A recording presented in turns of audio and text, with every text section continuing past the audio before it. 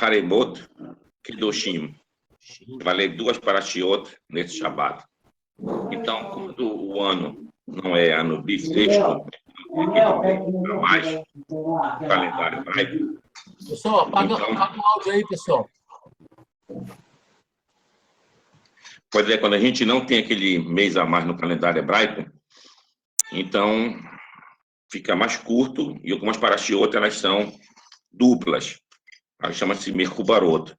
Em geral, do Sefer Vaikra, a gente lê algumas delas junto, como foi na semana passada, Tazria Metzorah, agora de novo, a Haremot Kedoshim, depois Behar Sinai Bechukotai, e assim por diante. Então, nessa Perashá, o assunto principal dela é justamente o dia Yom Kippur, o dia do perdão. O dia do perdão. Então, dá todo um modo de como era feito exatamente as cerimônias para esse dia importante do perdão. Ele tinha basicamente um sorteio de 2 sacrifícios. Um que era levado ao templo, era feito lá o abate do animal.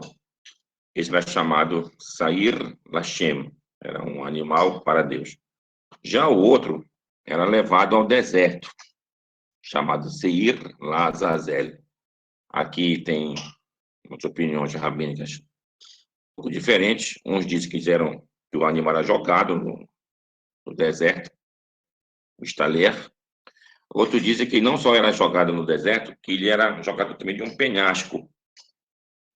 E quando ele se quebrava todo, quando ele caía, então o responsável que estava lá, que era um dos sacerdotes, ele botava uma fita vermelha.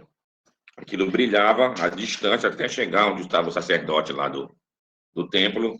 Então já comprovava que já tinha feito o sacrifício de Azazel.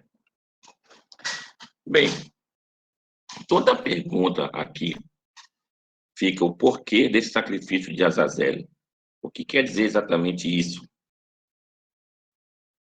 Bem, entre as explicações, a gente tem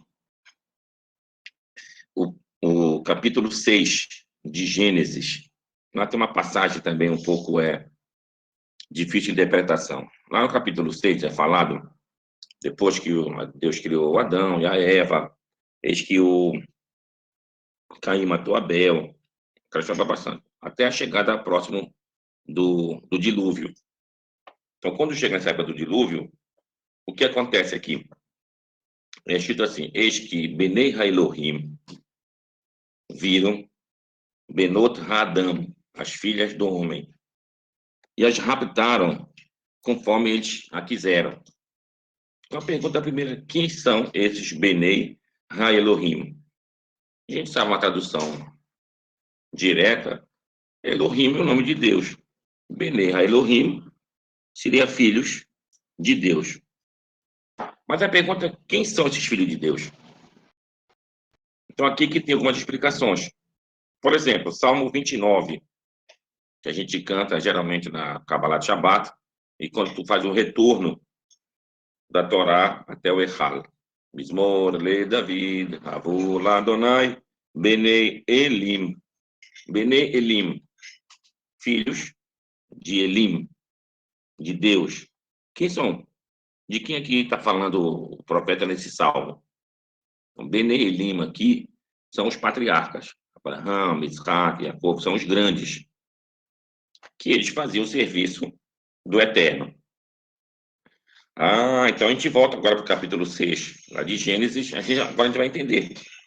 Benei Elohim são pessoas importantes. Mas quem eram as pessoas importantes antes do dilúvio? São aquelas pessoas que eram mencionadas por nome na Torá, de geração após geração. Então veio Adão, Shet, Enosh, e assim vai, Metushela, Kenan, até chegar nessa época antes do dilúvio. Então, essas pessoas que deveriam conhecer a Torá e praticar a lei, elas que sucumbiram e fizeram coisas erradas. Fizeram coisas erradas. Então, através do erro delas, é que Deus decretou, então, que tivesse o dilúvio. Que tivesse o dilúvio. ia ter uma explicação. Mas tem outras. Numa outra explicação, Bnei Elohim, filhos de Deus, são os anjos. Mas os anjos vieram ter com as mulheres aqui na Terra. Começa a história. Então, essa história é a seguinte. Deus, quando criou o mundo, como está lá em Gênesis, tem Bereshit, Bara, Elohim, Et Hashamayim, Ve'et Haaretz. No princípio, criou Deus os céus e a terra. Quando chega no segundo capítulo, já usa o nome, o tetagrama, a gente traduz como eterno, Adonai Elohim, então o eterno Deus. Então a pergunta, o que representa um, o que representa outro? Então, Elohim é utilizado na Torá, em várias outras passagens, como referente à justiça divina. Enquanto que o tetagrama é utilizado na Torá em várias passagens, se referindo à misericórdia do eterno Deus. Então, quando o mundo é criado, que é o primeiro capítulo, é criado só com justiça. E quando chega no segundo capítulo, Deus associa, então, a sua misericórdia à sua criação. À sua criação. Então, os anjos no outro mundo, vendo os homens aqui na Terra praticando atos contra Deus, e Deus tendo misericórdia deles, eis que eles, cadê a justiça divina? Então, eles incitam para que Deus viesse com a sua justiça e cobrasse dos homens aqui na Terra. É quando Deus diz, bora ver vocês. Então, é aí que vem os anjos aqui na Terra. Dá o nome deles. Azael, Uza. Esses anjos vieram aqui na Terra. O que quer dizer Azael? Azael, a palavra Az, em hebraico, quer dizer alguém que é atrevido. Então, atrevido de Deus.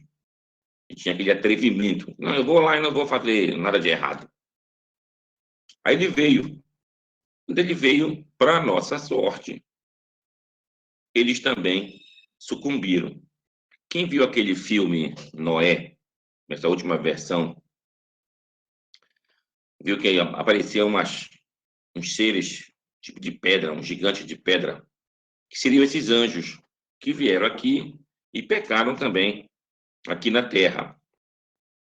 E dessa maneira serviu de álibi para nós. Então, isso que a gente diz no dia do Yom Kippur, as orações, nas tefilot do Yom Kippur, que Deus tenha piedade da gente, que nós somos feitos de basar vadam, de carne e sangue, ou então carne e osso, como a gente usa na nossa língua. Então, através do pecado deles, é que realmente a gente teve, então, esse álibi. E o que aconteceu com eles? Bom, quando veio o dilúvio, se acabou com essas gerações e eles foram levados daqui. Mas é dito que através deles que surgiram pessoas Anshei Hashem, Anshei Hashem, que traduzem como pessoas de renome.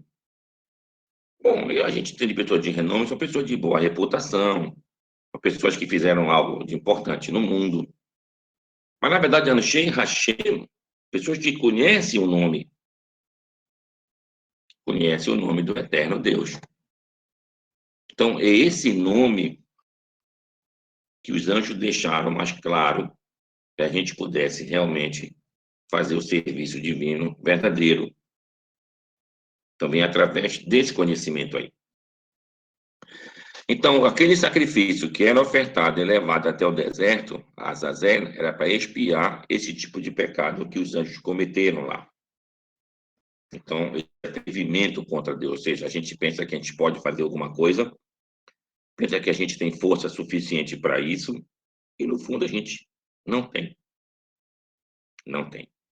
Então, essa é a parte do sacrifício. Hoje, como a gente não tem mais os sacrifícios, as orações no dia de Yom Kippur que fazem essa expiação por nós.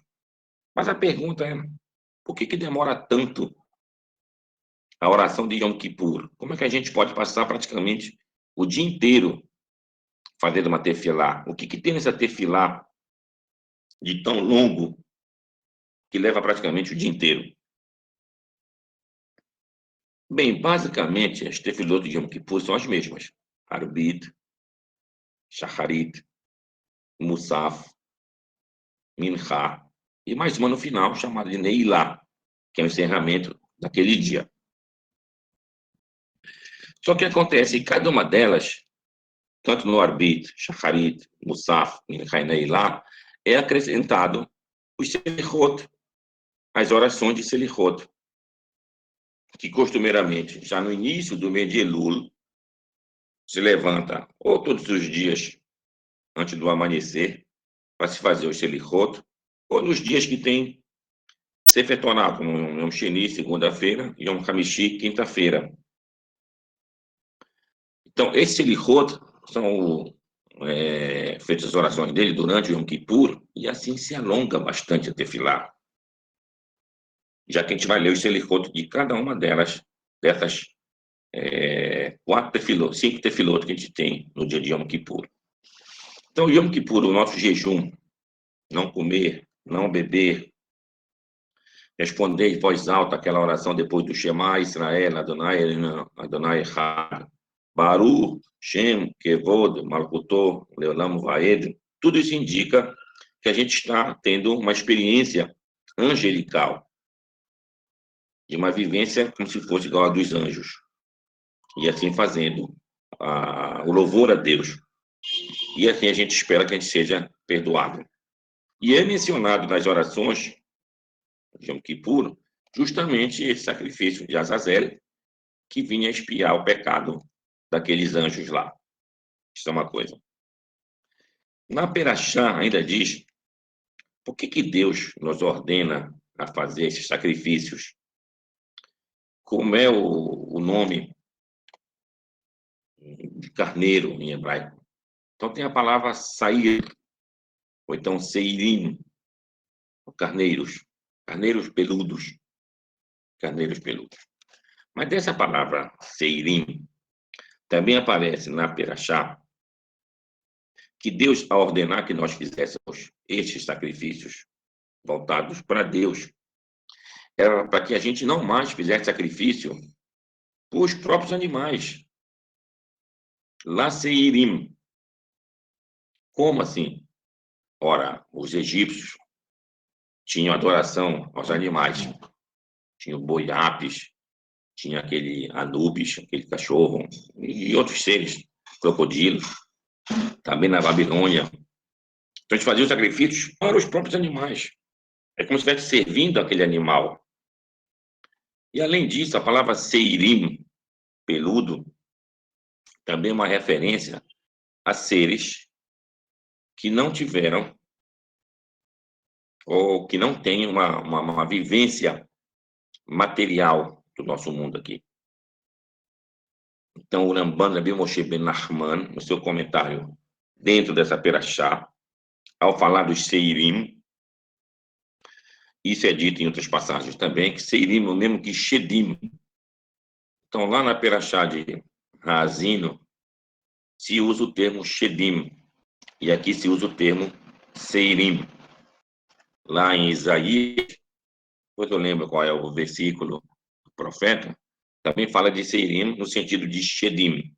Shedim são seres que não têm uma existência corpórea, assim, material, mas que vivem uma vida também de obrigatoriedade com o serviço divino. Então, o Rambam diz que nós temos basicamente quatro elementos: fogo, a água, o ar e a terra. E estes seres só tem 2 elementos dos 4, fogo e ar. Daí a sua ausência de matéria condensada. Mas estes seres, eles não têm conhecimentos profundos. O Namban lá explica que algumas coisas eles têm acesso no mundo espiritual e outras coisas não têm acesso. Por exemplo, eles têm uma locomoção espiritual, igual a dos anjos, de um lugar para outro, mas eles nascem, crescem e morrem igual aos seres humanos também. Aí eu botei como dá o nascimento deles e a morte deles. Quando se há a junção desses dois elementos, do fogo e do ar, e depois quando aquilo se separa. Então, o Talmud fala muito desses seres, aquele Salmo 91 se refere àquela seta, ao meio-dia, e a outras passagens lá, também são referências a estes seres. Então, muito que se usa, às vezes, em magia, muito que se usa em feitiçaria, tudo é usado em nome desses seres. São esses seres que fazem isso. Então, eles ou acreditam, alguns, outros se burlam da crendice humana e fazem o que fazem. Mas isso não impede, ó, olha bem, não impede, isso está no Talmud, está também no Shulchan Aruch, a seguinte situação. Quando uma pessoa estiver muito doente e não teve mais, está desenganado pelos profissionais da saúde, pelos médicos, outras pessoas que têm esse conhecimento, se dá a possibilidade de alguém que saiba invocar esses seres para tentar saber um tipo de cura, se é que eles poderão ajudar. Isso poderá ser feito, inclusive, em Shabat, ou seja, por pikuach nefesh, por um perigo de vida, você pode fazer uma situação como essa. Mas a pergunta é se a Matron está invocando ou adorando um ser como esse. Não, que o sentido não é esse. O sentido é igual quando alguém procura um médico. Se o médico tem aquela capacidade, aquele conhecimento que pode trazer a cura de tal doença, pode seguir o que ele está falando.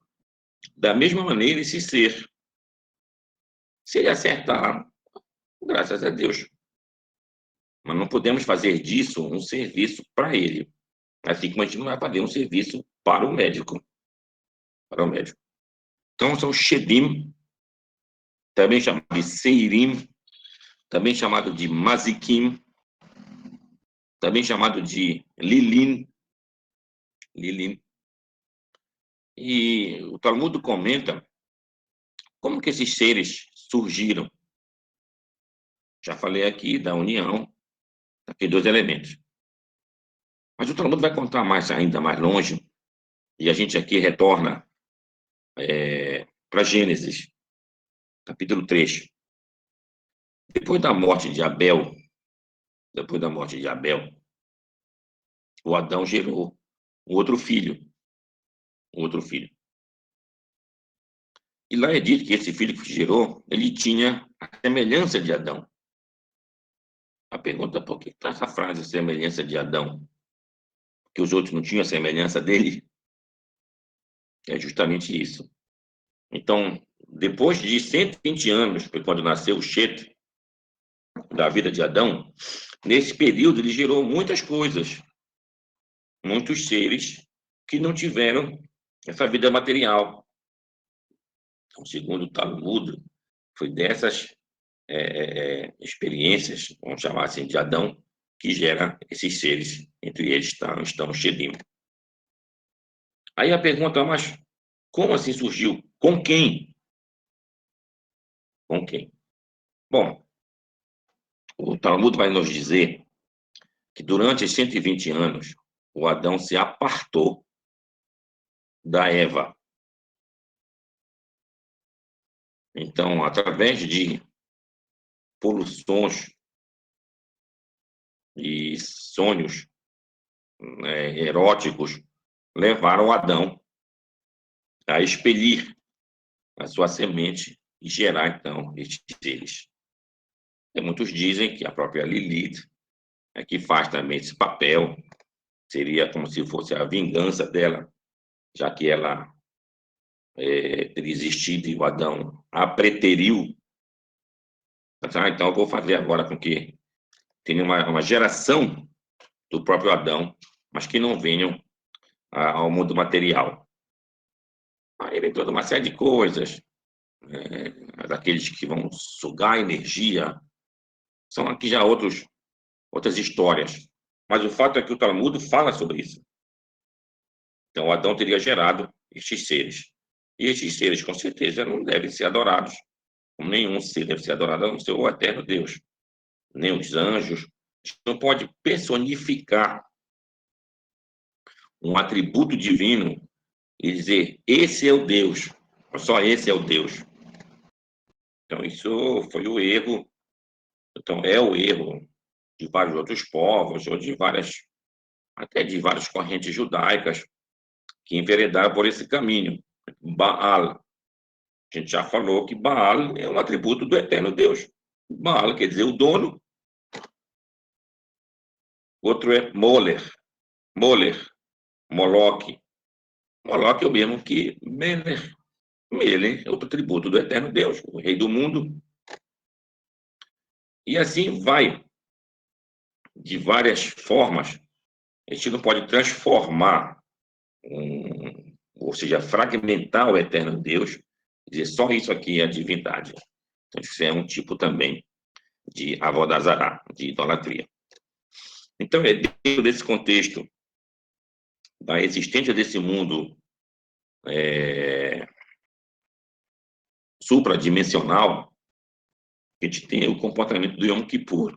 O que o Yom Kippur vai fazer que a gente possa realmente ter o nosso perdão? Nosso perdão não só nessa dimensão material na relação com o nosso semelhante, mas principalmente com as nossas crenças em relação ao eterno Deus. Então, a gente tem que tomar muito cuidado a gente mudar uma pequena vírgula, digamos assim, da Torá. Se não estiver dentro daquilo que nossos sábios estabeleceram uma ordem, uma folga. Você pode ir daqui até aqui. Mas se alguém ultrapassar esse limite para cá ou para cá, já está fora do contexto que a gente pode entender a Torá. É o que o Talmud diz, Baer reteve, que o Moshe explicou devidamente a Torá. Esse explicar devidamente, ele dava 70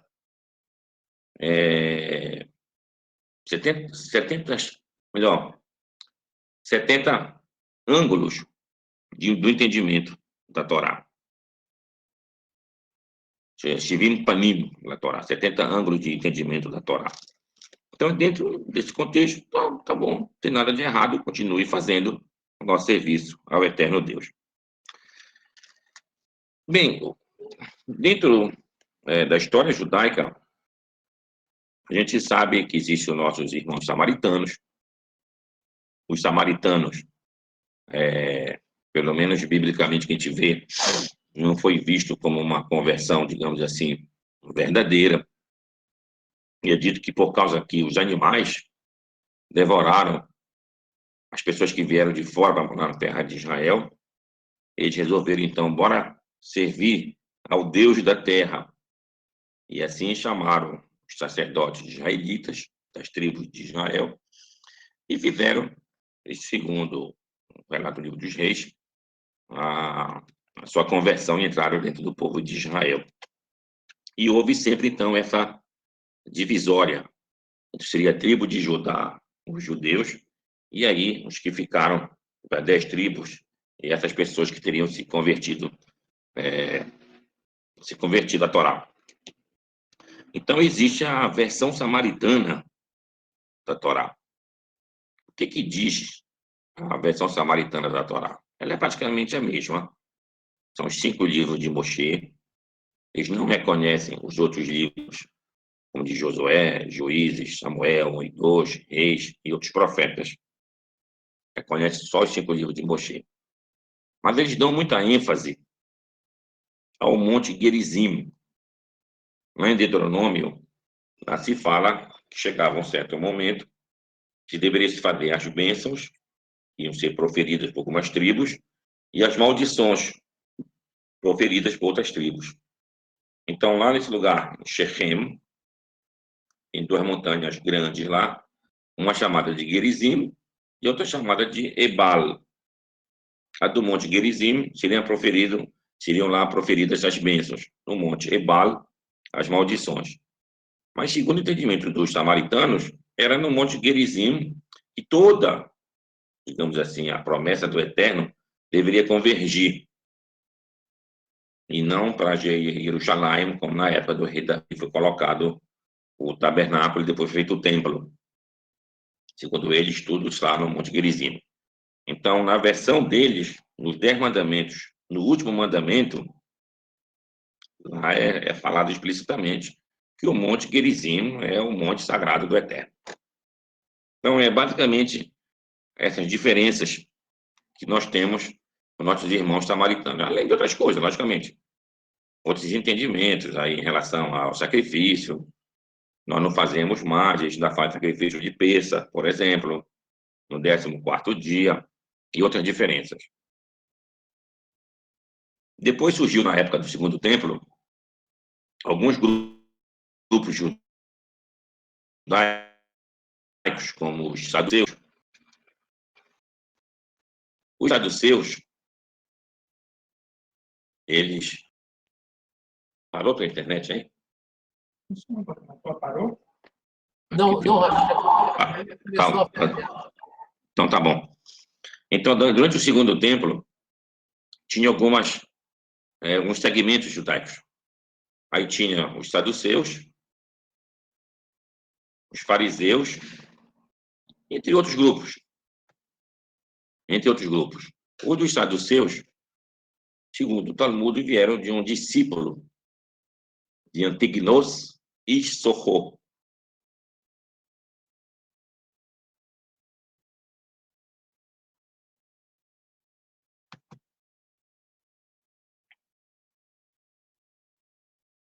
Não sei se saiu aqui. Não caiu não, Rabino. Tá funcionando. Tá ok. Subiu aqui só a minha visão. Então, eu vou continuar. Voltou? Voltou agora.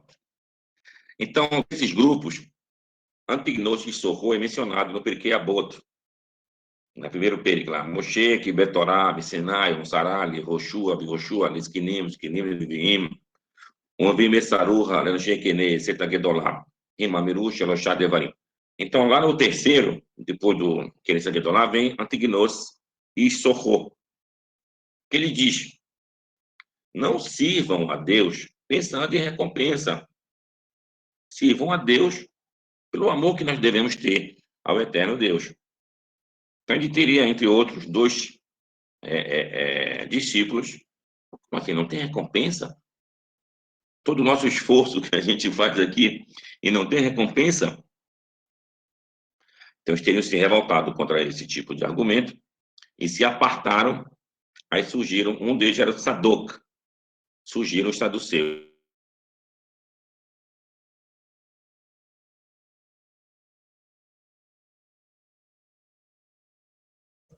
Agora travou. Agora deu uma travada. Deu uma travada agora, né? Mas voltou já. Então tá lá. Então, mas o teu não está mudando aí, né?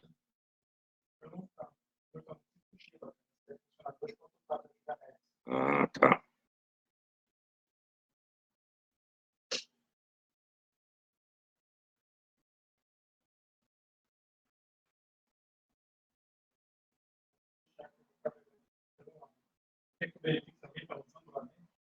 Vê.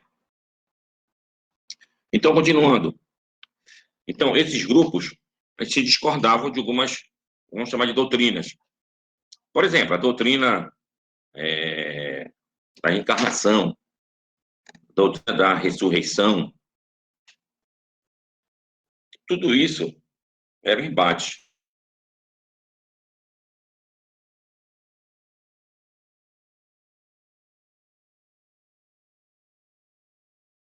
Gente, usavam a Torá, que é uma tradução. Outros quer dizer vem de parush, aquele que é separado. Então, aqueles que se isolavam do meio comum para tentar levar uma vida mais dedicada a Deus. Então, aí vem algumas perguntas. Tá bom, mas, de qualquer maneira, a pergunta é, existe na Torá uma afirmação clara sobre ressurreição? Existe na Torá uma uma afirmação clara sobre reencarnação, isso é uma grande pergunta. O que existe na Torá são alusões. Então, a alusão mais utilizada é a que consta na Perashá de Razino, lá no final de Deuteronômio, onde é dito que Deus fere e Deus cura, que Deus faz morrer e que Deus faz viver. Então, aqui tem uma certa incoerência. Ora, se o termo está dizendo que Deus fere e Deus cura, isso é uma lógica natural. Primeiro há a ferida, depois tem a cura dessa ferida. Seguindo a mesma lógica, Deus faz viver e Deus faz morrer. Mas está do contrário. Deus faz morrer, depois sim Deus vai viver. Então, daqui que vem a crença possível, digamos assim, reencarnação, e também a questão da ressurreição. Da ressurreição. Bom, então a crença da reencarnação. Reencarnação, que a gente entende, aqui no Brasil a gente tem muito conceito de ordem espírita, as doutrinas de Allan Kardec, que era aquele matemático francês do século XIX. Ele fez estudos sobre as manifestações das irmãs Fox. E fez outra história aí. Então, no Brasil a gente tem essa ideia. Então, o que seria reencarnação? Alguém viveu, morreu, a sua parte espiritual continua viva, reencarna num outro corpo e a vida tem uma outra continuação. E a gente sabe, dentro disso do judaísmo, basta ler lá o Sefer Gilgulim e outros farinhos que abordam bastante esse tema. Mas a base textual de Torá é aquela lá de Deuteronômio. Sobre a questão da ressurreição, ora, a ressurreição, ela consta, a gente vê lá no capítulo 37 de Ezequiel. Lá diz, Deus fala com o profeta, e Deus está chamando a atenção do profeta, olha, avisando o profeta que o povo está dizendo que Deus não tem capacidade de levar, de fazer esse povo reviver. E lá tinha um vale de ossos secos. De ossos secos. E que então Deus diz ao profeta, vai lá e profetiza que esses ossos secos vão ter fôlego e vão reviver novamente. Aí o profeta vai, faz o que Deus mandou, aquele fôlego volta novamente, e aqueles ossos começam então a ter vida novamente. Aí o texto de Ezequiel termina dizendo, e esses então voltaram para a terra de Israel. Aí tu fica pensando, como assim voltaram para a terra de Israel? Então vai ser uma discussão talmúdica se é literal que a gente deve entender que esses ossos secos ressuscitaram, ou então se é uma metáfora dizendo que eles não estavam acreditando mais que eles retornariam para a terra de Israel. E Deus fala ao profeta, não, tenho certeza que apesar de todos os problemas, vocês vão retornar. Mesmo que os ossos estejam secos, vocês vão retornar para a terra de Israel. Ou seja, a redenção vai vir. Então, o Talmud faz um comentário muito grande sobre isso. Há uma discussão, se eu não me engano, acho que é Masechet Sanedrin, 92. Pode procurar na internet, hoje já tem em inglês, em espanhol, até em português, tradução rápida, para vocês saberem esse debate que há lá, que tem lá. Então, o que é dito lá? Segundo Rabi Yehudá Nassi, não, isso é uma chala, isso é só um exemplo, isso é uma metáfora para indicar que Deus tem a capacidade, sim, de nos tirar do exílio, apesar de todo o nosso sofrimento e condições adversas, e nos levar de volta para a terra de Israel. E outros dizem, não, é literal. As pessoas estavam mortas. E elas reviveram. Bom, o Talmud vai mais adiante lá. vai debater, já entrando nesse que está dizendo que eram pessoas que estavam de fato mortas, que elas reviveram, eis que o sábio que estava falando isso, ele disse, olha, esse tefilim eu tenho aqui, vem da minha família. Aí ele dá lá, que o tataravô dele é um dos que ressuscitaram, lá na época de Ezequiel, o que estava na família, o tefilim e tudo mais, que era uma prova. Aí o Talmud comenta, olha só, o comentário do Talmud aqui, por que que esses tiveram o mérito de ressuscitar? Digamos que seja verdade, que eles ressuscitaram literalmente. Por que eles tiveram o mérito dessa ressurreição?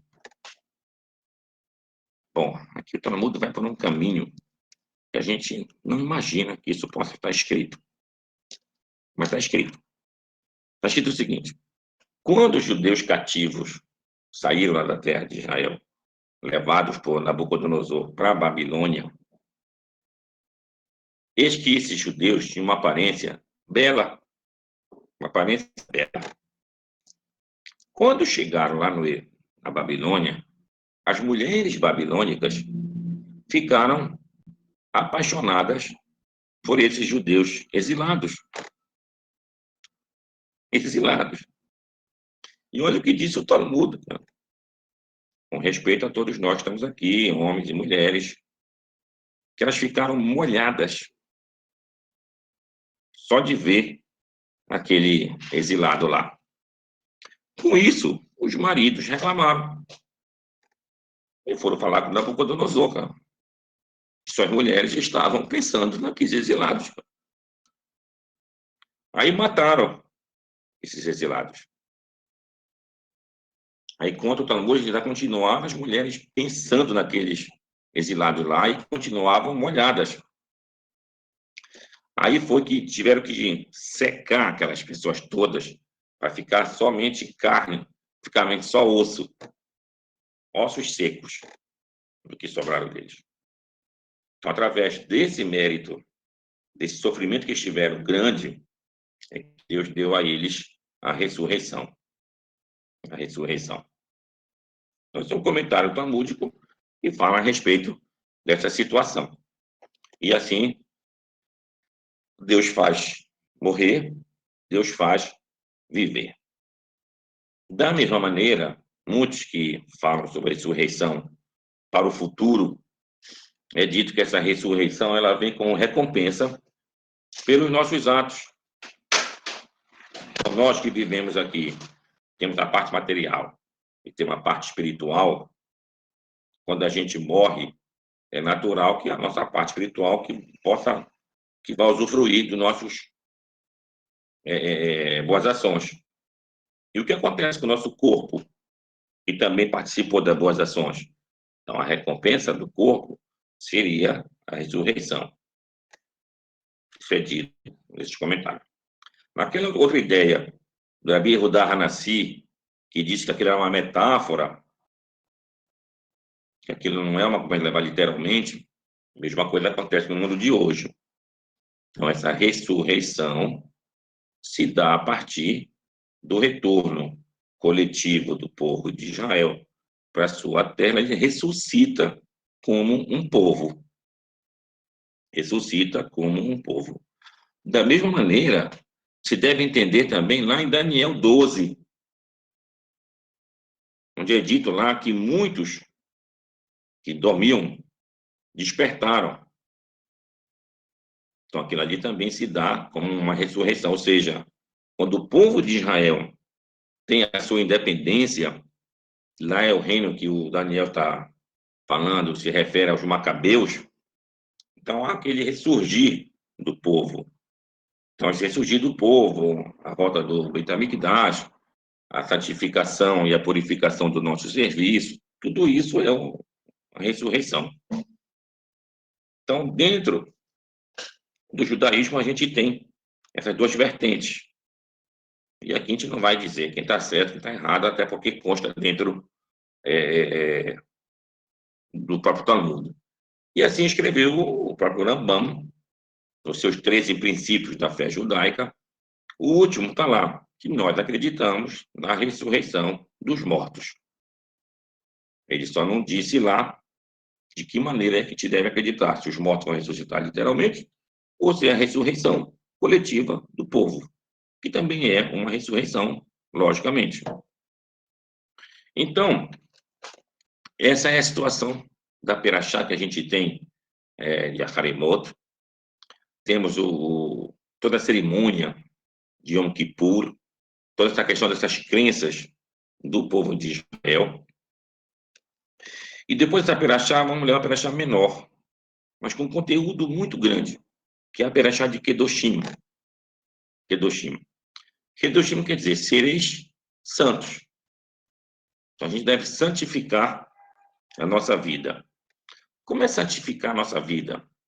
Para santificar a nossa vida, é você fazer com que ela seja, de fato, uma dedicação ao Eterno. Por exemplo, nós vivemos em sociedade tem muitas leis, e a gente tem que cumprir, se não cumpre essas leis, a gente pode ser punido, tudo mais. Então, da mesma maneira que tem essas leis, a gente deve cumprir as leis do Eterno. Como é dito, a gente era servo do faraó, deixamos de ser servo de um servo, que é o faraó, para sermos servos do Eterno Deus. Então, Kedoshim Tihu. E lá tem algumas situações. Por exemplo, nosso temor de pai e mãe, a questão do temor ao santuário, tem a guarda do Shabat. Tudo isso são situações que a gente deve fazer com que a gente tenha a nossa vida voltada para isso. A gente não pode ter uma certa libertinagem e sair desses padrões. O objetivo é que a gente tenha uma vida, de fato, santificada. E lá é dito, na Perashá de Kedoshim, algumas relações proibidas. Entre elas, tem entre irmãos, irmão com irmã. Só que é interessante a gente perceber, quando se usa a proibição dessas relações, é falado que é uma abominação. A palavra é toevá. Toevá. Mas em relação a irmão e irmã, a Torá usa o termo chesed e chesed hu. Ora, chesed, sabemos que chesed quer dizer uma benevolência extrema. E o que tem de benevolência extrema de irmão com irmã, já que é proibido? É só para nos ensinar, e a gente volta lá para Gênesis, capítulo 2, e a gente vai saber com quem se casou os filhos de Adão. Com as filhas de Adão, as irmãs deles. Então, na benevolência do Eterno, sua benevolência intensa, permitiu que tivesse realmente casamentos aí entre irmãos e irmãs. Mas só naquela geração.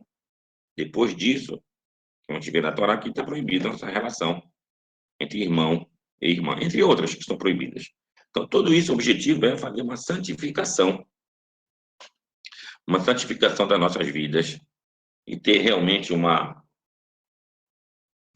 pureza. Em conceito de psiquiatria,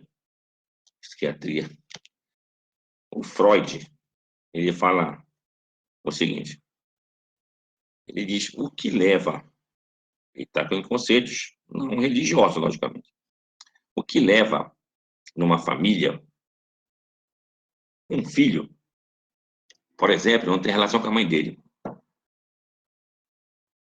ou a filha com o pai, ou irmão com a irmã. Ele chamou isso de tabu. Tabu. Então, segundo ele, a sociedade é que fez, nos primórdios da humanidade, esses tabus. E proibiu. Não, tua mãe não faça isso, teu pai não faça isso, essas coisas assim. Mas não deu essa conotação religiosa. Então, segundo a Torá, não. A Torá que ordena que o homem e a mulher sejam proibidos esse tipo de relação, cara. Isso acontecia em outros povos. A gente vê isso do faraó. O faraó, cara, tinha a filha dele crescia e casava com ela. E tinha filhos, que eram filhos e netos ao mesmo tempo. Não só o faraó, como outros reis e rainhas de outros povos. Então, essa aqui é a diferença do povo de Israel. Mesmo que a gente tenha rei em Israel, o rei está abaixo da lei do Eterno. Ele tem que seguir aquelas leis do Eterno. Ele não está ali para fazer o que ele achar que deve fazer e ter, tipo, um direito absoluto do Eterno. Não existe isso. Então, essa aqui é a visão judaica. Então, que Deus possa sempre abençoar todos nós, para que a gente possa purificar a nossa vida ao serviço do Eterno. Vou deixar aqui aberto agora nossas perguntas, por favor.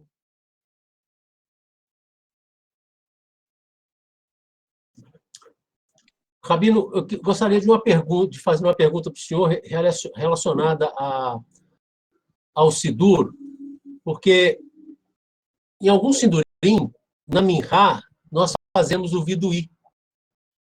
No seu também tem o Avinu Malkeinu, né, que faz o Avinu Malkeinu. Só que, em determinado momento, em alguns Sidurim, no seu eu não achei. Tem os 13 atributos, que é feito no Yom Kippur. Isso. Não é? E aí a pergunta nós devemos recitar os 13 atributos na Minhá, ou não podemos, porque é o seguinte, existe uma alahá, não sei se é alahá, eu acho que é uma alahá, que se você estiver fazendo a reza sozinho, individual, você tem que recitar os 13 atributos na mesma cantilena da Torá. Muito bem. Fantástico, né, Fêmea? Está E aqui aí, falando que a sua pergunta é fantástica e profunda. Carol, por favor. Porque os 13 atributos, eles estão incorporados dentro das rezas, né? Isso. Estão incorporados ali. Muito Só bem. que a gente faz o viduí separadamente. E aí eu queria saber como que faz isso, se é para fazer. Olha, é assim, os 3 atributos, pela sua santidade que ele representa, a princípio, deve ser dito com presença de minhano. Vou falar assim. Na ausência de minhano, a pessoa não deve dizer. Ou, é inquieto que o senhor falou, a gente pode fazer a leitura fazendo a cantilena igual de Torá, que se lê, já que ele consta lá do livro de Êxodos, na Perashá Kitissá, está lá os 3 atributos. Então, muitos livros botam, inclusive, os 3 atributos, consta a mimo, já prevendo a situação que a pessoa está seminhando, ele vai e lê consta a mimo. Isso é uma coisa. Agora, a nossa pergunta específica é sobre Minhá, sobre a Minhá. Do dia de semana, falando isso, né? Dia de semana do cotidiano, né? Cotidiano. Então, é assim, aqui tem alguns, vamos chamar de minhagim, alguns costumes em relação a minhá. Dos sefaradim, em geral, eles dizem o vidui, normalmente, acabou a minhá, se for aqueles 10 dias, acrescenta-se o avino malqueno, entre Rosh Hashanah e Yom Kippur, aí entra no Tahanun, né, o vidui. No vidui vai ser feito a leitura daquelas súplicas, depois vai ter a leitura dos 3 atributos, depois aquele salmo que se lê na súplica, para depois chegar no Kadish tipo Cabala, aí vem o Salmo 67, outro Kadish dito pelos enlutados, Alen Lechaber, aí depende do costume, mais um Kadish pequeno. Dos judeus do Marrocos, eles não dizem o Tahanun na Minhá. Por isso que o senhor não tem. Exatamente, o senhor não tem. Agora eu descobri. Alegando que é Torah de Tzibur, ou seja, quando chega nesse período da tarde, todos estão ainda ocupados nas suas tarefas profissionais e o tempo ele é mais exíguo, ele é menor. Então se deve fazer uma tefilá sará, uma tefilá pequena, de modo que se deve ler na Minhá. Se ele for ler os Korbanot, lê os Korbanot rápido. Aí lê o Ashrei. Isso com minhano.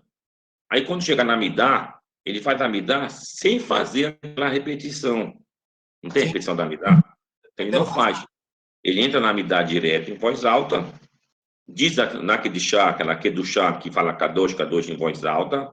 Quando acabar a Kedushá, que vem a Kadosh, Veshimcha Kadosh, aí ele diz Ha'el HaKadosh, aí ele fica em voz baixa. Aí ele vai levantar a voz no final da Amidá, a partir de direito C. Ele levanta a voz e termina a Amidá. Então, de um solo golpe, ele fez a Amidá sem a Hazará, mas dizendo aqui do chá e fazendo tudo isso. Acabando isso, Kadish de Cabalo, aí vem o Salmo 67, o outro Kadish do Zerutados, Alena Xabê, Kadish pequeno. Tudo isso para tentar encurtar o que ele puder a Amidá. Então não é para fazer. Então não é para fazer. Então não é para fazer. Não é para fazer. Não é para fazer os 3 atributos. O vidui não é para fazer, então não é para fazer o vidui, né? A leitura também, logicamente, dos atributos na Minha. Deixa eu só fazer um comentário aqui, que é uma coisa interessante, que eu fico pensando muito nisso.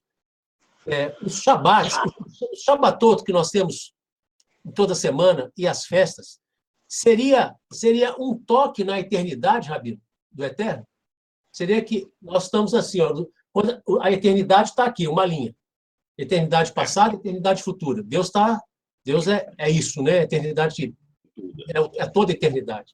E aí nós estamos aqui, num determinado ponto da eternidade, nós somos criados.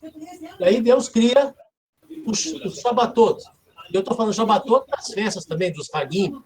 E aí, toda vez que nós saímos para os 6 dias, nós saímos da eternidade, e quando nós entramos no Shabbatot, nós adentramos a eternidade do Eterno. Isso seria correto dizer, Rabino? Olha, vamos tentar entender assim. São as referências dentro do infinito. Da mesma maneira que fala de Shabbatot semanalmente, aí tem o Shabbatot dos 7 anos, tem o Shabbatot dos anos de jubileu, tem também os 7 milênios, lembra aquela história dos 7 milênios?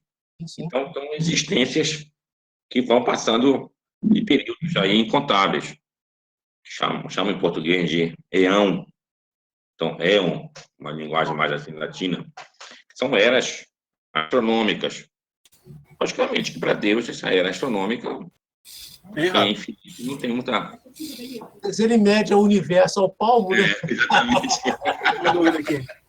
Peraí, só voltando um pouco aqui sobre a questão da Mihá.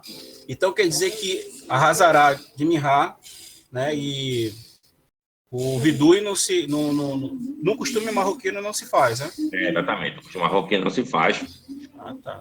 Nos outros, no Askenazi, na Rabat, que tem aquele do Terlat Rachim, aquele ali está completo, aquele ali se faz isso.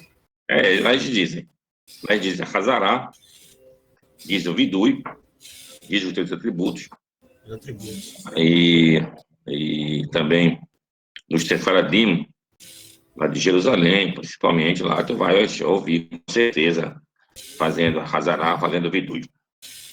A questão da Hazará é um problema, que é o seguinte: o próprio Shonaru escreve isso, e o filho do Rambam também escreve isso. Qual é o problema da Hazará? Hazará, a gente já rezou a Midá, todo mundo. Aí tu tá no minyan, assim, de 10 judeus. Certo? Então, quando o Hazan for repetir Hazará, que a gente já deu, então, para que ela não fique em vão, é preciso que todos os 9 ouvintes do que o Hazan está dizendo estejam prontos para responder Baruch Hu Baruch Shemo e Amém. E tem que ser justamente com consideração bastante alta e não no piloto automático. Então, o que acontece? É visível isso. Tu vais ver as pessoas na hora da Hazará conversando, é como se fosse um pequeno intervalo. O Hazan está dizendo, e a pessoa está aqui escutando, mas não está. Um pouco, né? Então ele vai estudar alguma coisa, então ele vai conversar com o amigo dele. Então, para evitar esse problema maior de você não responder e estar levantando o nome de Deus em vão, isso é, sim, um pecado que consta dos 10 mandamentos. Então, segundo a sua opinião, é preferível tu não fazer a Hazará. Isso. Mas isso, o costume O costume esse costume se faz com o pessoal marroquino, né? Os marroquinos, isso? Ele é baseado nessa história que eu estou te contando, ou seja, pela falta de concentração, não se faz, então, a Hazará. Aqueles outros que fazem a Hazará, infelizmente, eles não têm essa concentração. Tu pode observar. Até outra pergunta que eu acabo fazendo a respeito disso, porque é o seguinte, eu aprendi judaísmo com o professor, né? Não foi, na minha tradição, não foi passada de pai, entendeu? E toda vez que eu vou atrás de uma... Eu só falo que é para mim seguir a tradição dos meus pais. Mas se eu aprendi de um professor, meu pai não é judeu, né? Como é que eu faço? Eu posso continuar seguindo a tradição dos meus mestres? Olha, eu vou te dar duas respostas, Wallace. Duas respostas. Uma. Primeira, tu não tens, olha bem, nenhum antepassado judeu. Tu vais seguir o que teus mestres estão te ensinando e tu tens toda a razão de dizer, eu posso escolher, como eu aprendi com esses mestres, vou seguir tal, você é Ashkenazi, você é judeu do Iêmen, pode escolher, está correto isso. Isso é uma resposta. Agora, outra resposta. Olha o que acontece, nós somos brasileiros.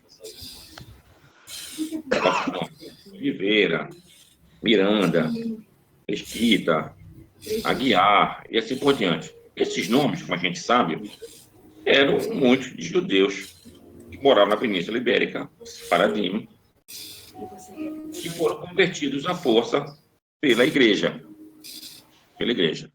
Então, se hoje eu sou um descendente de um desses, mesmo que já se passou 400 anos, 500 anos, e agora estou retornando às minhas raízes, o que eu devo buscar? A raiz lá do meu antepassado, que morreu queimado, sofrimentos, né? Como a gente retratar isso? Estou dando melhor do que eu voltar a fazer o que ele fazia.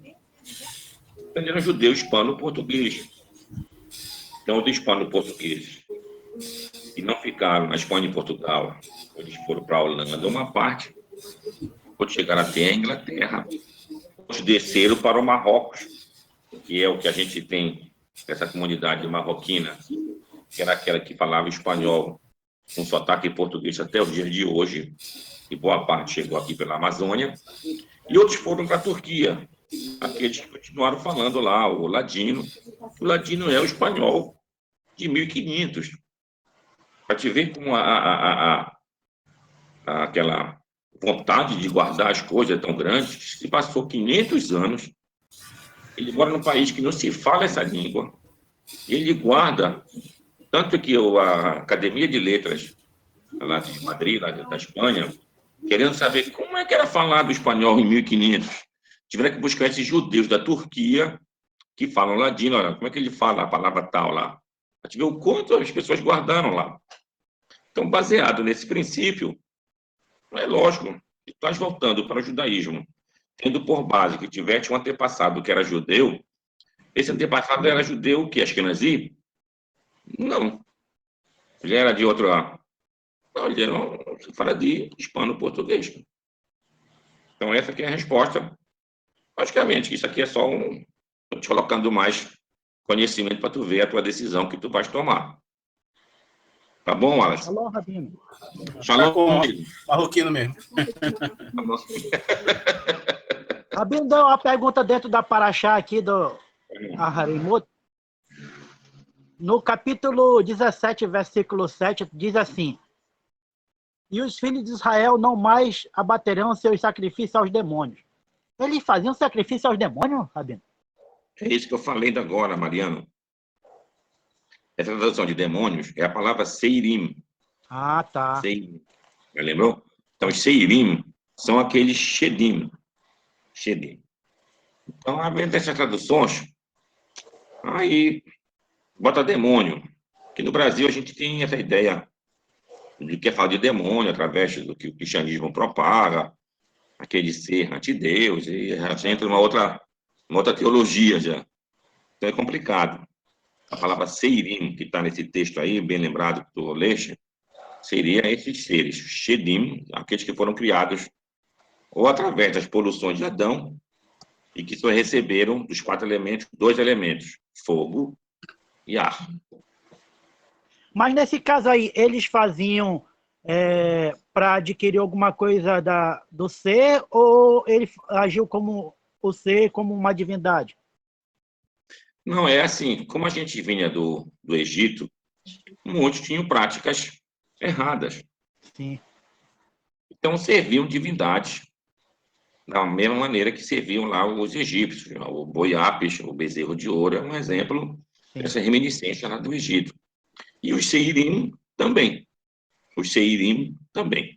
Então, por isso que é falado esse texto aí justamente para tentar erradicar do povo essas práticas, vamos chamar de abomináveis.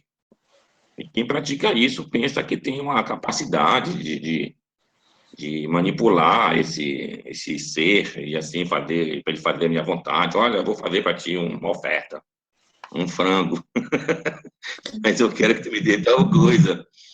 Então, essa é a dificuldade, esse era o erro. Isso tinha que ser tirado do meio do povo. Isso demorou tempo. Demorou tempo. A Torá vem relatando isso, a gente lê os textos, a gente vê a luta que se tinha por muitas práticas dessa maneira dentro do povo. Rabino, aqui na Paraxá também está especificando que a proibição de fazer sacrifício fora do Beit HaMikdash, que foi instituído lá no Monte Sião, né? Isso. E no caso, por exemplo, o senhor falou da divisão daí das 10 tribos, né, que separaram o Reino do Norte e o Reino do Sul. E o senhor sabe que Jeroboão instituiu lá um governo separado de Judá e fez sistema religioso que impedisse as 10 tribos de descer a Judá, né, para fazer o serviço. Como isso pela Torá é visto como uma transgressão ou é normal isso? Ora, é dito que o Jeroboão, ele pecou e fez o povo pecar. Aí é uma coisa muito mais grave, né? Eu fazer um pecado para mim mesmo é uma coisa. Mas eu fazer para mim mesmo e fazer para que os outros pequem também, então aí é uma coisa gravíssima. Então, o Jeroboão está dentro dessa categoria. Aí o que ele fez? Ele, com medo de perder o poder, aqueles que iriam até Jerusalém e lá iam ter que se ajoelhar para o rei de lá. Então, ele, com medo disso, fez lá em Bet-El, fez tipo um templo. Só que, como ele teve uma vivência no Egito, ele botou lá 2 bezerros de ouro. 2 bezerros de ouro e fez com que o povo, não, vocês vão servir aqui. Então, assim, com isso, as 10 tribos, elas foram se perdendo por dentro.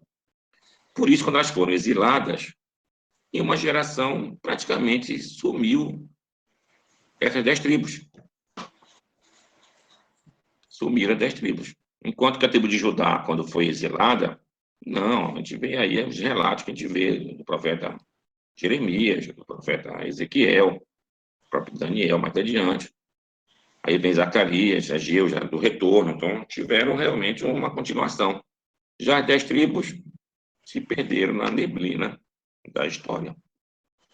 Então, do Jeroboão, bem mencionaste, é uma coisa gravíssima, com certeza. Ah, tá. Shalom, então. Rabino, só uma dúvida aí. O senhor falou sobre a questão da ressurreição dos mortos, usando a questão de Ezequiel 37, e também a questão de Daniel, se não me falha a memória, né?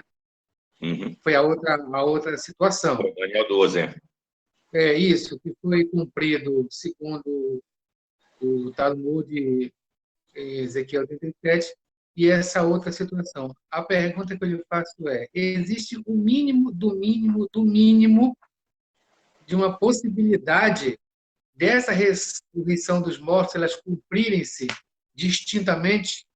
Claro que não. No caso, a de Ezequiel foi cumprida na época e essa outra é que está por vir, de Daniel?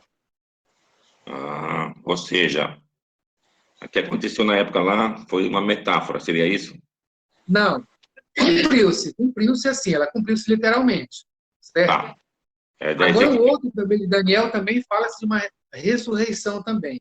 É por isso que eu lhe perguntei que, no mínimo do mínimo, existiria essa possibilidade de a de Ezequiel ter se cumprido na época e essa de Daniel seja a do porvir? Ah, entendi. Bom, dentro do Talmud, olha bem, dentro do Talmud, a do Ezequiel também é levada para o futuro. A do Ezequiel também.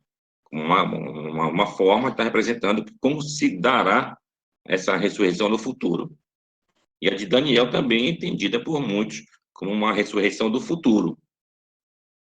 Agora, como falou Rabi Yehudá Hanassi, já na outra vertente, tanto uma como a outra se dá através da ressurreição do coletivo do povo de Israel. Tanto de Ezequiel, que é o retorno do povo para a terra de Israel, como na de Daniel. Daniel se dá quando o povo consegue sair daquele domínio dos gregos que estavam profanando de uma maneira muito cruel o templo, que eles colocavam porcos, olha bem, porcos, em cima do altar, para que os judeus fizessem lá seus sacrifícios no templo. Imagina o que seria isso, né? Isso é além de ser um sacrilégio, é uma afronta muito grande. Então, quando os macabeus fizeram a sua luta, e isso é que o profeta Daniel, no seu livro, praticamente escreve, aí, quando teve a vitória, agora muitos vão ressuscitar. Ou seja, aquele povo que estava realmente semi-morto, acachapado, vai ressuscitar. Mas muitos para vitória, para alegria, mas outros para o opróbrio. Ou seja, porque também compactuaram com os gregos. Ou seja, quando os gregos fizeram os sacrifícios lá no altar, perguntei, não tinha judeus lá? Sim, esse que era o problema, eram sacerdotes que estavam compactuando com os gregos. Não, porque a gente não vai embora fazer aqui com o sacrifício de porco mesmo. Então, esse que era o problema. Tá bom, meu querido? Obrigado, Rabino. Então, Obrigado mesmo. Então fica praticamente decretado que a reencarnação, então, ela tem uma base mais sustentável pela Torá do que a ressurreição. É verdade. Correto? A ressurreição fica no entendimento, como estou dizendo.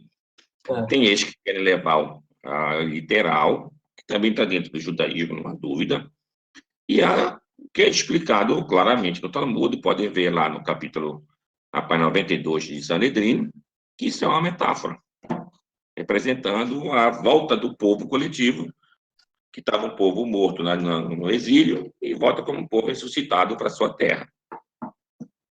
Então, essa base da reencarnação, então, ela tem uma sustentação muito mais... E da reencarnação se dá naquela frase lá, justamente, do Deuteronômio, que isso pode, de fato, ter, e não tem nenhum impedimento para isso, com certeza. E tem uma outra frase também, né, Rabino? Visitará, né, como é que fala? Os pais nos filhos, né? Filhos.